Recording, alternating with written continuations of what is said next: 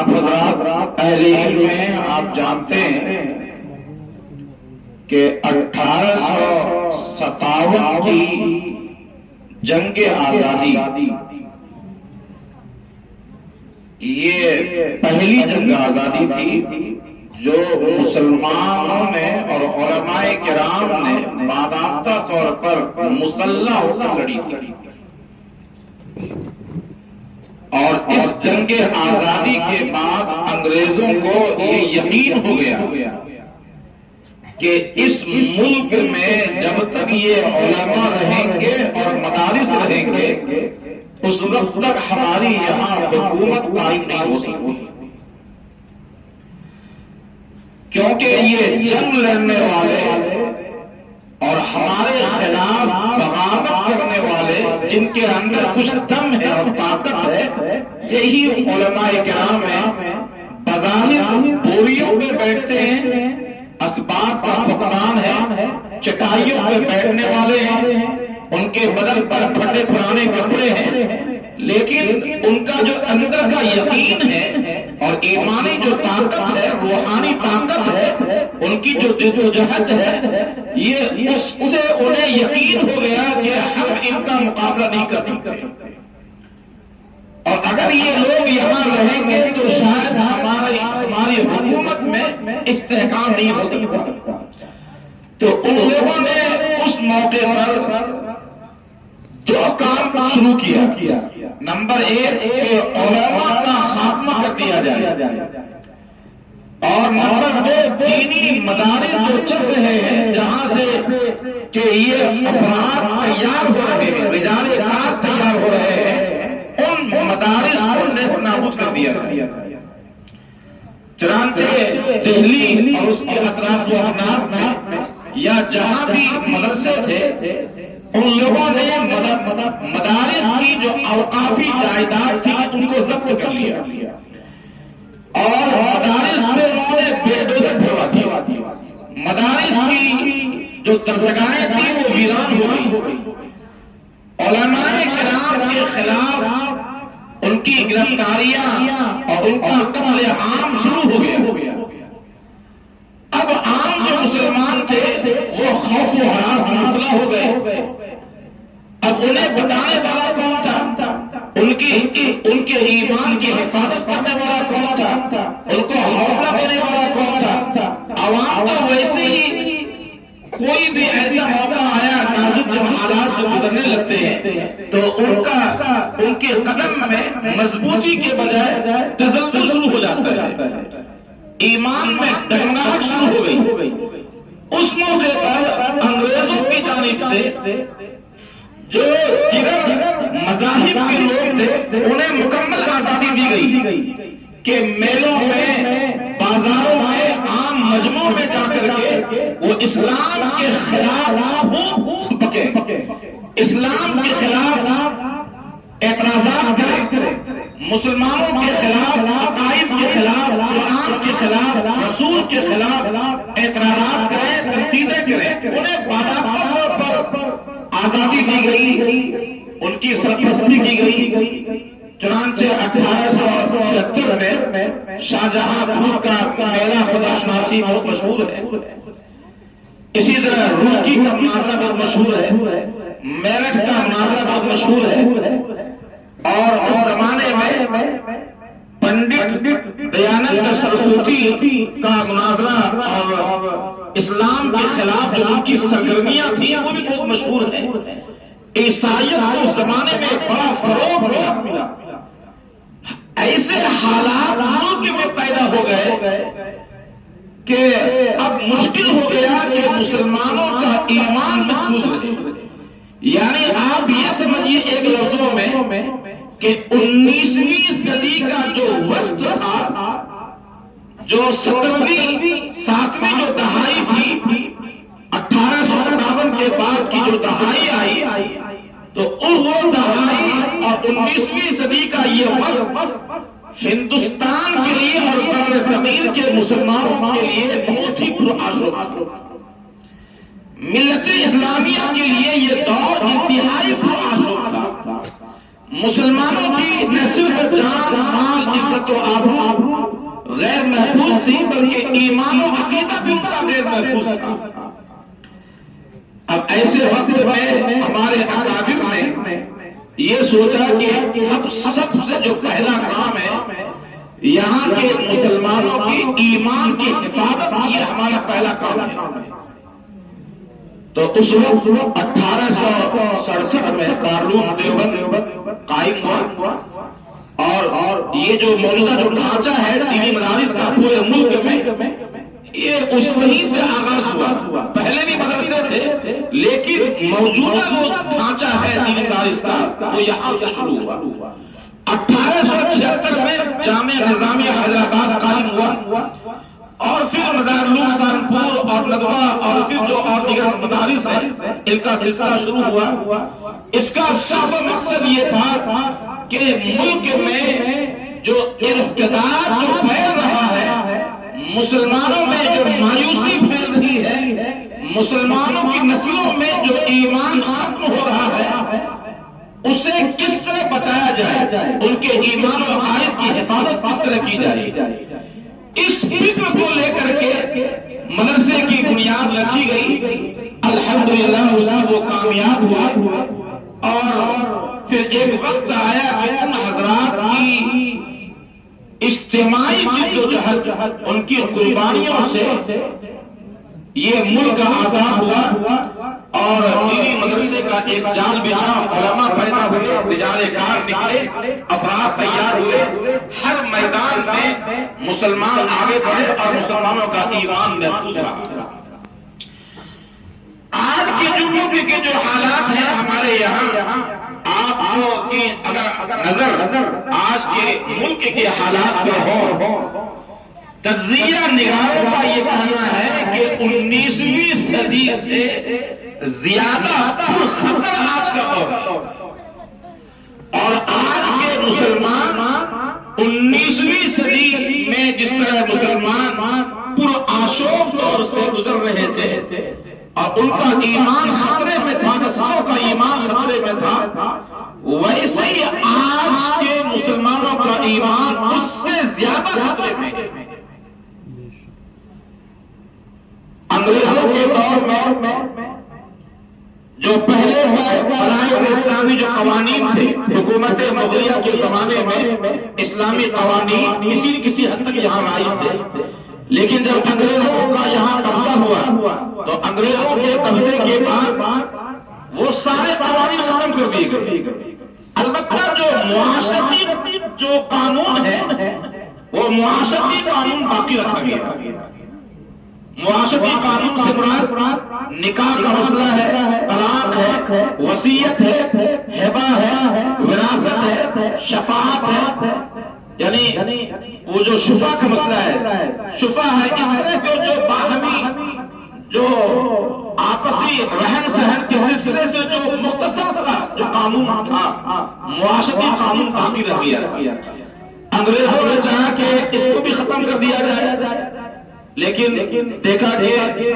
اگر اس کو ختم کیا جاتا ہے تو اس سے مسلمانوں کا مذہبی تعلق ہے اور بہت فتنہ پیدا ہوگا، یہ انٹرفیئر ہے ان کے مذہب میں۔ اس بنیاد پر انگریزوں نے ہمت نہیں کی کہ اس قانون کو ختم کیا جائے،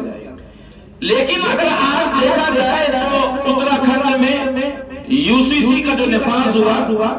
یعنی یکساں سول کوڈ یہ UCC نہیں کر سکتے اسے، بلکہ آپ اگر جو تجزیہ نگاروں کی تحریریں ہیں، مضامین ہیں، ان کو پڑھنے سے ایسا معلوم ہوتا ہے کہ یہ خالص مسلم مخالف کوڈ ہے، قرآن مخالف کوڈ ہے، شریعت اسلامیہ مخالف کوڈ ہے۔ جو پسماندہ لوگ ہیں، جو دیگر طبقات کے لوگ ہیں، نچلی طبقات کے لوگ ہیں، شوگر قسم کے لوگ ہیں، ان کو تو پہلے ہی چھاڑ دیا گیا۔ تو پھر جب سارے لوگ اس سے باہر چلے گئے تو بچے پھر کون؟ بچے مسلمان۔ تو گویا کہ آپ یہ کہیے کہ مسلمانوں کے خلاف یہ کوڈ ہے جو اتراکھنڈ میں نافذ کیا گیا۔ اس کا مطلب یہ ہوا کہ اب نکاح جو ہوگا وہ اب قرآن کے مطابق نہیں، اگر کوئی بچہ یا بچی اگر بالغ بھی ہو جاتی ہے ہو جاتا ہے تو اب اپنی مرضی کے مطابق وہ نکاح نہیں کر سکتے جب تک کہ 18 سال کی عمر میں ہو جائے. اسی طرح ایک سے زیادہ شادی نہیں ہو سکتی. اسی طرح طلاق کے مسئلے میں جس طرح مرد کو اختیار ہے ویسے عورتوں کو بھی اختیار ہوگا. اگر مرد طلاق دے دیتا ہے اپنی مرضی سے تو اس کی شادی ہونے تک پورا کا پورا خرچہ اس کے شوہر پر ضروری ہوگا، لازم ہوگا. اس طرح وراثت کا مسئلے میں لڑکا لڑکی دونوں کے جو حصہ ہے وہ یکساں ہوں گے. متبنہ کا مسئلہ ہے، متبنہ میں لے پالک میں اسلام میں یہ ہے کہ اگر کوئی لڑکا لے کے پالتا ہے یا لڑکی پالتا ہے کوئی بھی شخص تو اس سے اس کا جو تعلق ہے اپنی اولاد کی طرح نہیں ہوگا. کیا مطلب ہے؟ اس کا مطلب یہ ہوا کہ وراثت میں حصہ نہیں ملے گا اسے، وہ ان کے لیے محرم نہیں ہوگا. لیکن یہاں کے قانون کے اعتبار سے اب جو نافذ ہو چکا اتراکھنڈ میں اس کا مطلب یہ ہوا کہ اس کا وراثت میں حصہ بھی ملے گا، وہ محرم بھی ہوں گے وغیرہ وغیرہ. تو یہ سارے جو چیزیں ہیں یہ مکمل مسلم پرست اللہ کو ختم کرنے کی ایک گہری سازش. انگریز کے دور میں، انگریز کے زمانے میں مسلم پرست اللہ یہ مسلمانوں کے پاس بچا کھچا ایک سرمایہ بچ گیا. سرمایہ تھا بچا کھچا مسلمانوں کے پاس جو انگریزوں نے اس میں ہاتھ نہیں ڈالا. لیکن آج کے دور میں مسلم پرست اللہ کو ختم کرنے کی گہری سازش ہے پورے ملک میں. ابھی تو اتراکھنڈ میں ہوا، گجرات میں مکمل کوشش ہو چکی ہے، اپنے پاس کی باری ہے. اور بی جے پی کے ماتحت میں جتنی بھی ریاستیں ہیں ان ریاستوں میں بہت جلد یہ یکساں سول کوڈ UCC یہ نافذ ہونے والا ہے. یہ بل اوقافی جائیداد جو وقف ترمیمی بل ابھی زیر دورہ ہے اور ہمارے علماء کرام جو انتہائی بے چین ہیں اس طرح میں وہ اس بنیاد پر کہ ان مدرسوں کا، مساجد کا، درگاہوں کا، مکاتب کا اس بل سے بہت ہی گہرا اس کا اثر پڑے گا اس پر، ان مدارس پر، مکاتب پر، وہ سب آپ کے ذہن میں. اسی لیے لوگ پریشان ہیں. یہاں آپ دیکھیے کہیں بھی میرے ٹھیلے میں تو مسلمان کوئی کاروبار کرنا چاہے تو ان کے لیے گنجائش نہیں ہے. عام جگہوں میں اپنی دکانوں پر نیم پلیٹ وہاں لکھنا ضروری قرار دیا گیا ہے. یہ کیا ہے؟ معاشی بائیکاٹ ہے. معاشی بائیکاٹ خوف و ہراس کے پیدا کرنے کے لیے، چاہے موب لنچنگ کے طور پر ہو یا کسی بھی اعتبار سے وہ خوف و ہراس کرنے کا ماحول پیدا کرنے کی مکمل کوشش کی جا رہی ہے. آج کل جو ہماری مسجدیں ہیں اور مسجدوں خوبصورت سے خوبصورت مسجدیں آپ دیکھیے تو تجاوزات کے نام پر کہ یہ گورنمنٹ کی زمین پر ہے یا اس کا پرمیشن نہیں دیا گیا ہے وہ حصہ شہید کیا جا رہا ہے. بہت سی مسجدیں شہید کر دی گئی ہے. تو اس طرح کی جو کوششیں آج جو فی الوقت ہمارے ملک میں چل رہی ہیں اور جن حالات سے ملت اسلامیہ گزر رہی ہے اس سے آپ یقین کر لیجئے کہ اس زمانے میں جو انگریزوں کا جو زمانہ تھا وہ مسلمان جو گزر رہے تھے جن حالات سے ان سے زیادہ پرخطر حالات سے یہاں کے مسلمان گزر رہے ہیں. اب ایسے وقت میں دینی مدارس کی علماء کرام کی ذمہ داریاں مزید بڑھ جاتی ہیں. دینی مدارس کی ذمہ داریاں مزید بڑھ جاتی ہیں. آج ہمارے ذہن میں سوال پیدا ہوتا ہے کہ یہ آخر ہمیں ستایا کیوں جا رہا ہے، پریشان ہمیں جو کیا جا رہا ہے آخر ایسا کیوں؟ کوئی آواز اٹھتی ہے تحریری اعتبار سے یا تقریری تو کچھ بولنے والا ہے، کوئی آدمی اگر اسلام کی دعوت دینے والا ہے تو اس کی زبان اور اس کے قلم کو روکنے کے لیے مکمل کوشش کی جاتی ہے اور انہیں کئی جیل میں اور سلاخوں کے پیچھے بھیج ڈالتے ہیں اور پھر اس کا تھوڑی دنوں سے احتجاج ہوتا ہے، اس کے بعد لوگ اسے بھول جاتے ہیں۔ کتنے ہمارے ایسے افراد ہیں، اور عقل قوہ کا ابھی واقعہ تازہ آپ کے سامنے میں ہے۔ اس کی بنیادی وجہ وہ صرف یہ ہے کہ ہم کلمہ پڑھنے والے مسلمان کلمہ کے ساتھ، اپنے دین کے ساتھ، اپنے تشخص کے ساتھ، اپنی تہذیب کے ساتھ اس ملک میں جینا چاہتے ہیں۔ غزوہ خندق میں صحابہ کرام جب خندق کھود رہے تھے، جو ترانہ صحابہ کی زبان پر تھا، امام بخاری رحمۃ اللہ علیہ نے نقل کیا ہے، اس کا ایک دوسرا یہ تھا، ان الاعداء اذا بغوا علینا، ان الاعداء اذا بغوا علینا اذا ارادوا فتنة ابینا، یعنی یہ دشمن، یہ کفار مکہ، یہودی، یہ قبائل، یہ ہم پر جو حملہ کر رہے ہیں، ہمارا معاشی بائیکاٹ کر رہے ہیں، ہمارے ساتھ یہ ظلم کا معاملہ جو 15 سال سے ان کا ہے، اور ہمارے ساتھ جو ان کا ظالمانہ رویہ ہے،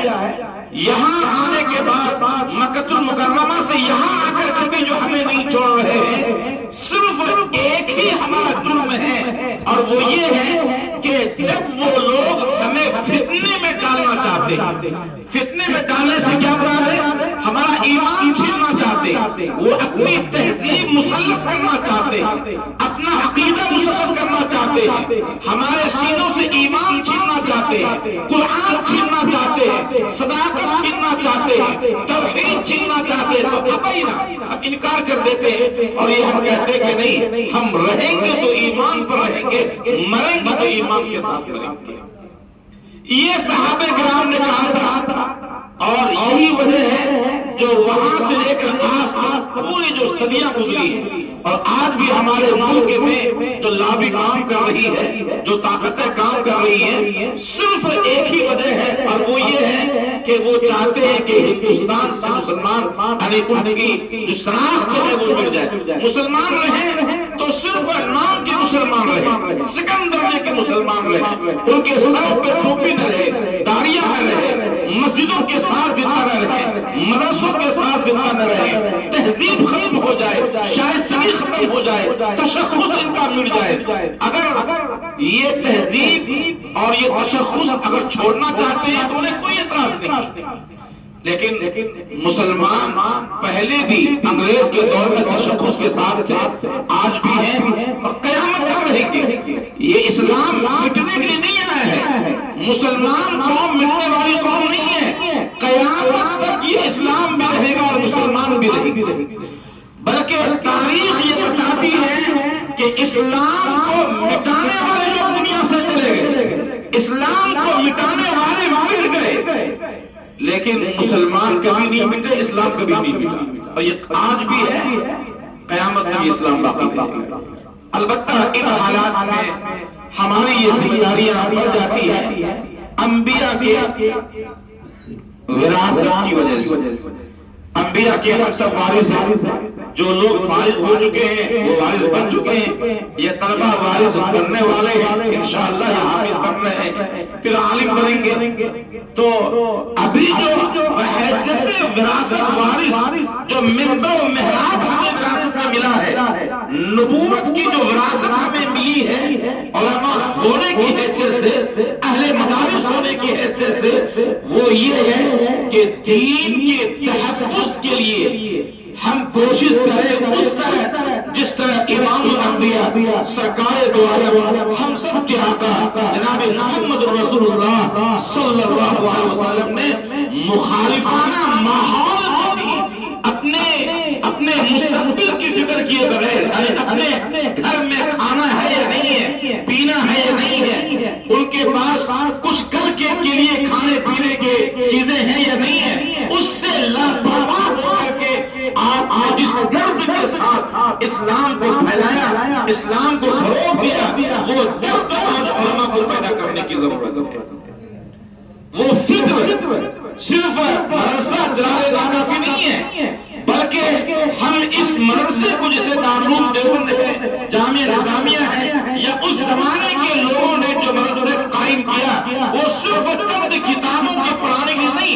نصاب ایک مکمل نصاب کی تعلیم بھی نہیں، بلکہ آج کا جو دور ہے یہ دور میں اس دور سے جو گہری مناسبت ہے، ان لوگوں نے ایک تحریک کے طور پر مدرسے کا آغاز کیا تھا اسلام کے تحفظ کے لیے، وہی تحریک پھر شروع کرنے کی ضرورت ہے۔ یعنی اپنے طور پر ایسا ہم خود اپنے عقائد کو مضبوط کریں کہ یہ اگر مخالفانہ اگر طوفان بھی آ جائے تو ہمارا ایمان بہ نہ جائے، ہم بلکہ اپنے عقائد پر مضبوط رہیں اور اپنے اولاد کو اپنے مدرسوں میں جو طلبہ پڑھ رہے ہیں ان طلبہ کو ایسا ایمان دیں اور ایسا ان کو سسٹم دیں، ایسا عقیدہ انہیں بٹھائے، محبت رسول انہیں بٹھائے ایک مشن کے طور پر کہ یہ سب کچھ دے دیں لیکن کبھی جھوٹ نہ بولے، ایمان کا کبھی سودا نہ کرے، عقیدے کا سودا نہ کرے۔ اس انداز میں آج مدارس عربیہ کو پھر دوبارہ اسی ڈگر پر لانے کی ضرورت ہے۔ حضرت شیخ الہند مولانا محمود حسن رحمت اللہ علیہ کے پاس جب مفتی محمد شفیع صاحب رحمت اللہ علیہ ان کے پاس پہنچے تو دیکھا کہ آپ مغموم تھے، بہت انتقال کا وقت میں حضرت سے پوچھا گیا کہ کیا حضرت آپ کو موت کی فکر ہے؟ فرمایا موت کی کیا فکر ہے، وہ تو آج نکل تو ہمیں مرنا ہی ہے، فکر اس بات کی ہے کہ ہم یہ چاہتے تھے کہ ہم میدان جنگ میں شہید ہوتے، اللہ کے دین کی حفاظت کے لیے ہمارا سر نہیں ہوتا، گھر نہیں ہوتا، جبکہ پوری زندگی آپ نے جہاد میں گزاری، لیکن آپ بھی اتاب تھی۔ اسی طرح علامہ نواز شاہ کشمیر رحمت اللہ علیہ کے پاس مفتی محمد شفیع رحمت اللہ علیہ پہنچے، کہتے ہیں کہ ایک دن دیکھا کہ بہت افسردہ تھے، آخری دور حیات میں وہ بھی افسردہ تھے، تو مفتی صاحب نے پوچھا کہ حضرت بہت افسردہ ہے، کیا بات ہے، کیا شاید آپ کو اپنے موت کی فکر ہے؟ فرمایا کہ بھائی موت کی کیا فکر ہے، آج نہیں کل تو مرنا ہی ہے۔ فکر اس بات کی ہے کہ ہم زندگی بھر اپنے دروس میں اپنے درسگاہوں میں حنفیت کو شافیت پر ترجیح دیتے رہے، حنفیت اور شافیت کی باتیں کرتے رہے، زندگی اس میں ہم نے گزار دی، زندگی ہم نے اس میں لگا دی، اور قادیانیت کا فتنہ کہاں سے کہاں پہنچ گیا، ہم لوگوں کی بے خبری اور غفلت کی بنیاد پر، ہماری اس غفلت کی وجہ سے سینکڑوں ہزاروں لوگ بے دین ہو کر کے مرتد ہو کر کے دنیا سے جا رہے ہیں۔ قیامت میں یہ جو جزئیات کا اختلاف ہے، حنفیت کا، شافعیت کا، مالکیت کا، اس کے بارے میں تو قیامت میں کوئی فیصلہ نہیں ہوگا، یہ سارے کے سارے مسائل کا ہے، لیکن قیامت میں اللہ نے اگر مجھ سے یہ پوچھ لیا کہ انور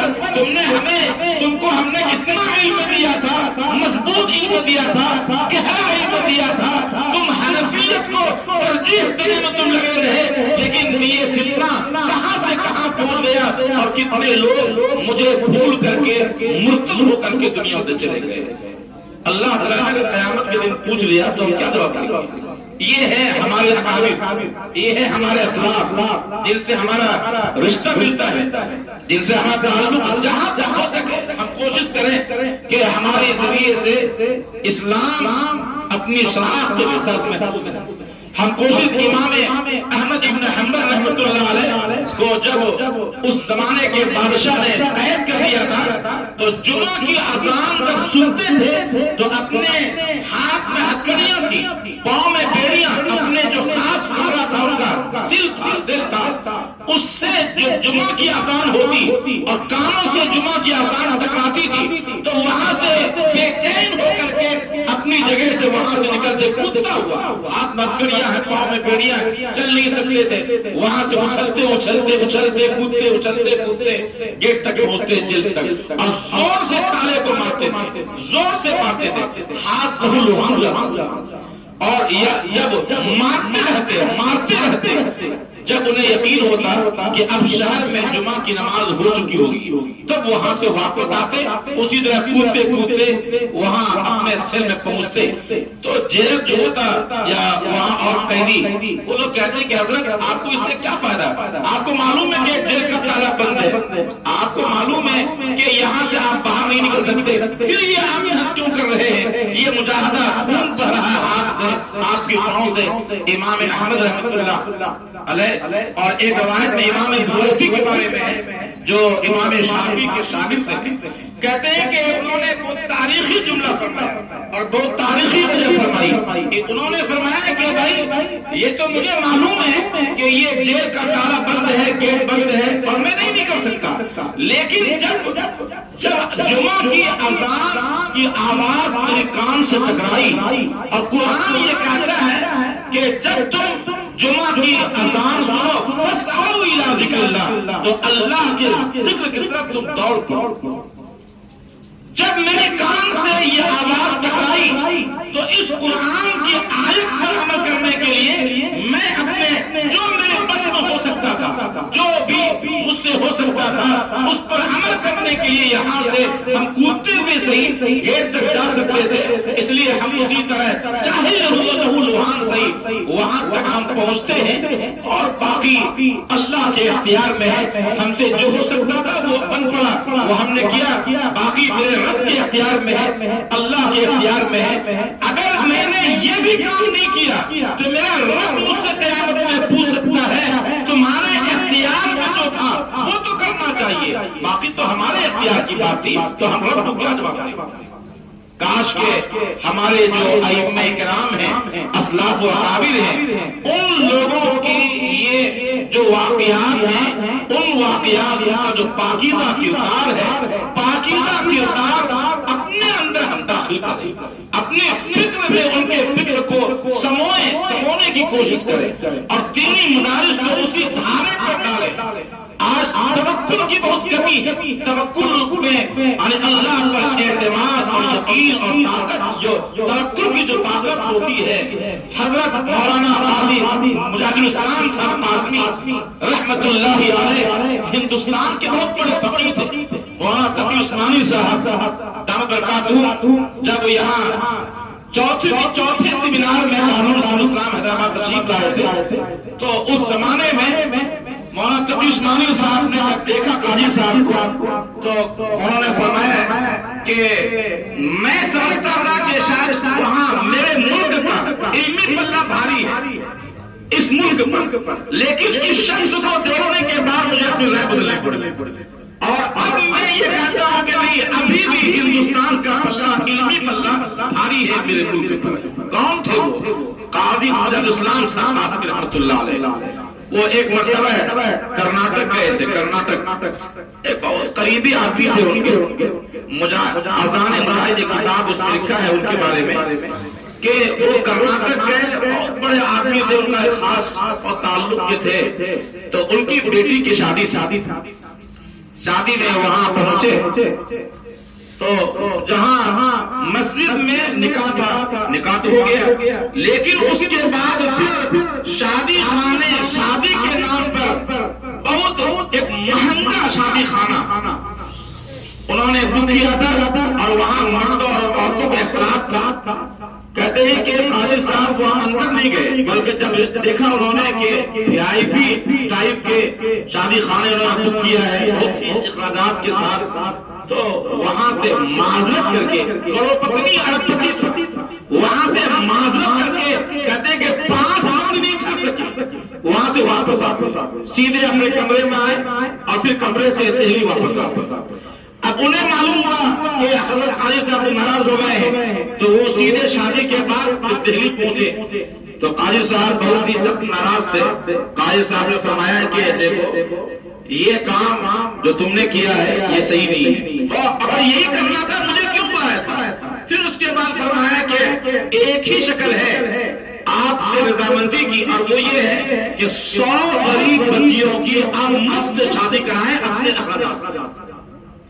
100 شادی کرائیں، وہاں سے ان کی واپسی۔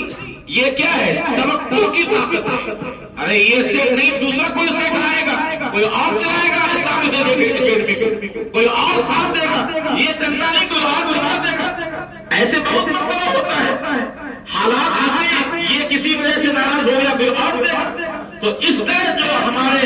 جو ہم خود اپنے آپ کو ہم پہلے مخاطب کرتے ہیں کہ ہمارے درمیان جو تنقل کی طاقت ہے وہ کمزور ہوتی ہوئی محسوس ہو رہی ہے۔ عملی طور پر ہم آگے بڑھیں، عملی اعتبار سے ہم اپنے افراد کو، اپنے طلبہ کو آگے بڑھائیں۔ جہاں وہ درخت سوکھ جایا کرتے ہیں جس کی آبیاری نہیں کی جاتی، وہ راستہ کا نقشہ مٹ جاتا ہے جس راستے پہ لوگ چلنا چھوڑ دیتے ہیں، اس گھر میں جنات بس جاتا ہے، اس گھر کی اس کی سیمنٹ گرنا اور اس کی اینٹیں ان کی اکھڑنا شروع ہو جاتا ہے